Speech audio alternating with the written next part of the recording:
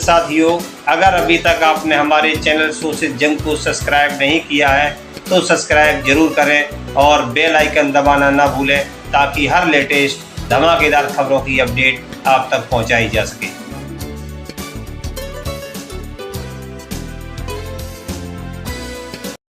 Azad Samaj party क्या तैयारी है कुंभ मेले के लिए, क्योंकि सरकार भी लगातार हमलावर है अन्य पार्टियों पर। जिस काम को सरकार से कोई और सवाल आप पूछोगे, रोजगार को लेके, बुनियादी सुविधाओं को लेके, लोगों के मकान के लेके, रोटी कपड़ा के लेके सरकार पर जवाब नहीं। सरकार कहती है एक दिन में कुछ नहीं होता, लेकिन हमने देखा कि 6 महीने में रेत पे एक बहुत बड़ा शहर बनते हम लोगों ने देखा। जब सरकार करने पे आती सब कुछ हो जाता है। तो जिस विचारधारा की सरकार अपना काम कर रही है, जब सरकार इतना अच्छा काम कर रही है, हम उसमें क्या कहें। किसी को पाप धोने हैं, किसी ने पाप किया वो चला जाए, कोई बताता जो पाप करता है। आपने कोई भी पाप किया तो आप बता दो किसी को कि आपने पाप किए।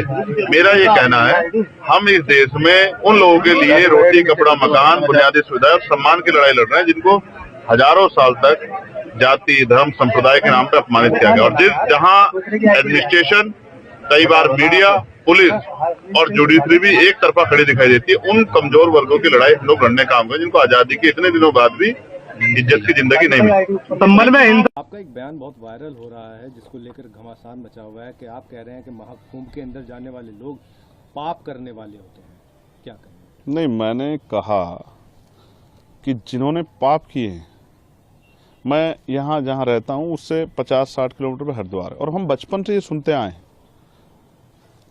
हिंदू धर्म के धार्मिक गुरुओं से कि गंगा जी में जाके अपने पाप धो और पापों से मुक्ति ले लो। ना मैंने पाप किए, मैं तो अपने हक वंचित समाज को उनके पैरों पर खड़ा करने के लिए, उनके साथ जो जुल्म हो रहा है उसको रोकने के लिए काम कर रहा हूँ। तो मुझे पाप धोने की जरूरत नहीं है। और रही बात, हमारी पार्टी का स्टैंड स्पष्ट है, जिन संतों गुरुओं महान पुरुषों के रास्ते पे विचारधारा पे हम लोग चलते हैं, हम पाप और पुण्य में बहुत भरोसा भी नहीं करते, हम तो कर्म में भरोसा करते हैं। तो जिसको परेशानी हो वो, जिसकी पार्टी का एजेंडा नहाने धोने का है, जिस पार्टी का एजेंडा जो है धार्मिक एंगल का, उनको परेशानी होती है तो हो, मुझे इससे कोई फर्क नहीं पड़ता। मैं तो सतगुरु रविदास जी महाराज को मानने वाला व्यक्ति हूँ। मन चंगा तो कटौती में गंगा, मैं क्यों जाऊँ मथुरा काशी, मैं बेगमपुरा का वासी। मेरा मन साफ सुथरा है तो मुझे कहीं जाने की जरूरत नहीं है। मेरा मन इस देश के प्रति, इस देश के लोगों के प्रति, गरीबों के प्रति, किसानों के, कमजोरों के, हर व्यक्ति के सम्मान के लिए और उनकी परेशानियों को हल करने के लिए। बाकी जिसको जो सोचना है, कहना है, वो कहता रहे, मुझे इससे कोई फर्क नहीं पड़ता। मैं अपनी बात पर तटस्थ हूँ। वहाँ इतने मंत्री, साधु संत और मुख्यमंत्री, खुद प्रधानमंत्री को न्योता मिल गया, तो वो सब जा रहे हैं, तो क्या वो सब पापी हैं? देखिए, मेरी बात सुनिए, जब वो वहाँ जा रहे हैं और आपने याद दिला दिया, तो मैं मुख्यमंत्री जी से कहूँगा, प्रधानमंत्री जी से, जब वो जाएं तो इलाहाबाद में जो लाशें कोरोना काल में हमने देखी थी, उन लोगों के लिए भी जिनका अंतिम संस्कार भी नहीं करा, उनके लिए भी प्रार्थना कराएं, क्योंकि वो आपकी सरकार की निकम्मेपन की वजह से हुआ था। आप मेडिकल फैसिलिटी नहीं दे पाए थे। जिन लोगों को चिता नसीब नहीं हुई, क्योंकि हिंदू धर्म में तो कहा जाता है कि उनको अग्नि जो है उनके पार्थिव शरीर को मिल, जिनको नहीं मिल पाई उनके लिए भी प्रार्थना कर लेना, अगर आपकी आंखें खुल जाएं। तो मैं तो स्पष्ट तौर पर कहना चाहता हूं सरकार को और मुख्यमंत्री जी को कि जितना पैसा उन्होंने इस कुंभ में लगाया, अगर उतना पैसा वो इस प्रदेश की चिकित्सा, शिक्षा और रोजगार देने में नौजवानों को लगाते तो बहुत सारे लोगों के परिवारों के आंसू सूख जाते, बहुत सारे लोगों को न्याय मिल जाता, बहुत सारे लोगों को आगे बढ़ने का अवसर मिल जाता। उसमें तो सरकार फेल दिख रही है। नहीं तो सीधा सीधा मंत्री, कई सारे लोग कह रहे हैं कि महाकुंभ पर जो इस तरह की बात कर रहे हैं चंद्रशेखर, वो कौवा है, बाग में बैठे हुए कौवा हैं, जबकि सब लोग कोयल की भाषा बोल रहे हैं।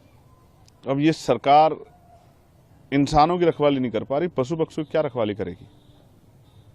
मैं स्पष्ट तौर पर कहना चाहता हूं कि सरकार फेल है, और जो मंत्री और सरकार के लोग जा रहे हैं, मैं उनको बस याद दिलाऊंगा कि जब वो जाएं तो सनी यहाँ जिनकी मुजफ्फरनगर में पीट पीट के हत्या कर दी, उनके लिए भी प्रार्थना कर लें। जब वो जाएं तो जिनकी 5 लोगों की, मुस्लिम समाज की, यहाँ मेरठ में हत्या कर दी, उनके लिए प्रार्थना कर लें। वो जो बच्चा जिसने पार्लियामेंट के सामने जाके जितेंद्र ने खुद को आग के हवाले कर दिया, न्याय न मिलने पे बागपत के उस बच्चे के लिए भी प्रार्थना कर लें। जब वो जाएं, अमन जिसकी पुलिस ने पीट पीट के हत्या कर दी लखनऊ में, उसके लिए भी प्रार्थना कर लें। रामचंद्र मौर्य जिसकी पीट पीट के अभी लखीमपुर खीरी में हत्या कर दी है, उसके लिए भी प्रार्थना कर लें। 69,000 शिक्षक भर्ती के बच्चों को उनका हक मिल जाए, उनकी फाइल खुल जाए, उसके लिए भी एक बार वो सोच लें। जो महिलाओं पर अन्याय अत्याचार हो रहा है उसके बारे में भी सोच लें। किसानों के जो बुरे हाल है, किसान हमारे नेता दल्लेवाल जी बैठे हैं जीवन मरण के बीच में, अपनी समस्याओं को लेकर किसानों को, उनके लिए भी सोच लें। इस पे तो ये निकम्मी सरकार कुछ सोच नहीं रही है। तो इनका एजेंडा जो है नहाने धोने का और धार्मिक एजेंडा, इन पे मैं कुछ कहना नहीं चाहता। इनको जो कहना है कहें, लेकिन जनता इनको आने वाले समय में सबक सिखाएगी। तो अगर चंद्रशेखर को निमंत्रण मिलेगा तो क्या आप महाकुंभ में जाएंगे?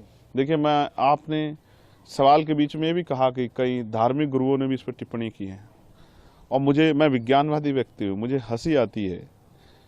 मैंने देखा कि जब हम वर्ल्ड कप खेल रहे थे क्रिकेट का, तो यहाँ बहुत सारे हवन यज्ञ हुए और फिर भी हार के आए। मैंने ये देखा कि एक संत ने कहा कि हम ऐसा हवन यज्ञ करेंगे इस बार कि पाकिस्तान नक्शे से बाहर हो जाएगा। तो उनसे कहूंगा कि चाइना के लिए भी कर लेना। और अगर इस तरह से, पाकिस्तान में तो हिंदू भी रहते हैं जिनके लिए आप रोज चिंता करते हो, तो उनको भी, उनके जीवन को भी समाप्त करना चाहते हो नक्शे से हटा के। इन्हीं एक संत ने कहा कि मरे मुलायम काशी राम, प्रेम से बोलो जय श्री राम।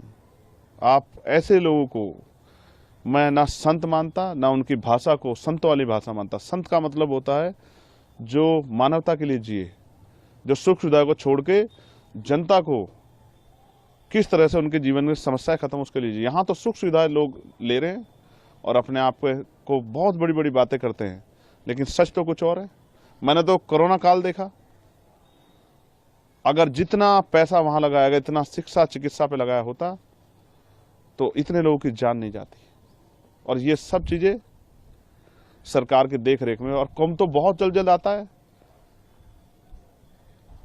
फिर भी हमारे देश में कोरोना जैसी महामारी आ गई, इतने लोगों की जान चली गई, लॉकडाउन लग गया, मजदूरों की इतने लोगों की जान चली गई। तो मेरा काम है अपने संतों गुरुओं महापुरुषों की विचारधारा को लोगों तक पहुंचाना।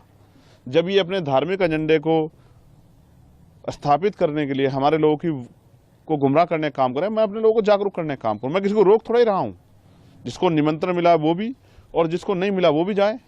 लेकिन मैं याद दिलाऊंगा कि ये संत ही थे जो जब राम मंदिर का शिलान्यास हुआ तो इन्होंने प्रधानमंत्री पे बहुत सारे सवाल खड़े किए थे, इस भाजपा पे सवाल खड़े किए थे, इनके जो है उस कार्यक्रम पे तिथि पे सवाल खड़े किए थे। इन्होंने तो किसी की नहीं सुनी। है तो खुद को आस्था का सबसे बड़ा स्वरूप बताते हैं। मैं तो वैज्ञानिक दृष्टिकोण की बात कर रहा हूँ। मान्यवर काशीराम साहब जो हमारे नेता हैं, मैं आखिरी तौर पर आपसे कह रहा हूँ, मैं उनको गुरु मानता हूँ, मैं उनका चेला। उन्होंने कहा, उन्होंने पंडाल लगाया, उन्होंने कहा जिनको इस जन्म में मुक्ति चाहिए, अपने दुखों का नाश करना है, वो हमारे साथ आ जाएं, और जिनको अगले जन्म की परवाह है वो कुंभ में चले जाएं।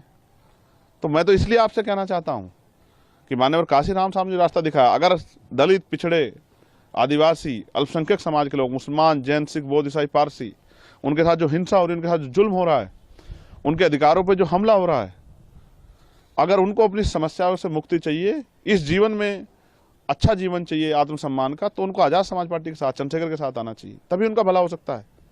बाकी तो ये तो चलता रहेगा। सरकार जिस एजेंडे की सरकार है, जिस विचार सरकार, वो उस पर काम करेगी, और वो अपना काम कर रहे हैं, हम अपना काम कर रहे हैं। इससे किसी को परेशानी नहीं होनी चाहिए। और बाकी मैं सबकी आस्थाओं का सम्मान करता हूं। मैं तो संविधानवादी व्यक्ति हूं। मैंने किसी को कब कहा कि भाई आप जाओ ना जाओ। मैं तो ये कह रहा हूं कि मैं अपने गुरुओं संतों की बात पर खड़ा हूं। मन चंगा तो कटौती में गंगा।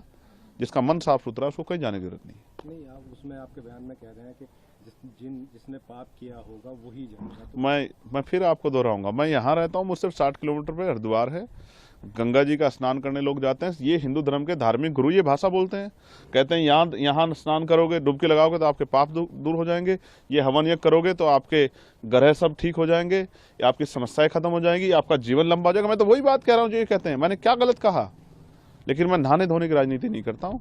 मैं लोगों को सही पथ पे ले जाके उनके दुखों की मुक्ति के लिए राजनीतिक सत्ता के बगैर, और उनको जब तक आर्थिक सशक्तिकरण नहीं होगा, सामाजिक भेदभाव खत्म, तब तक बदलाव नहीं हो सकता। मैं तो अपने काम पे, अपने उस विचार को, महापुरुषों विचार को आगे बढ़ाने का काम कर रहा हूँ।